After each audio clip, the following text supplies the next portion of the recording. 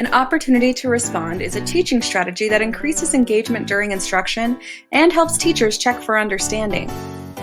One type of OTR is a group response. Group responses occur when all of the students respond at the same time.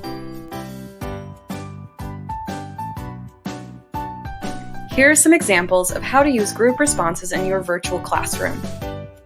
Choral responses. All students respond out loud.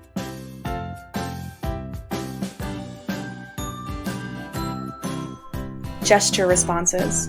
Students respond with an action such as thumbs up, down, or sideways, fist of 5, or response cards. Written responses. Students write their answers in the chat box, on whiteboards, or on a piece of paper. OTRs can help students in your virtual classroom feel engaged.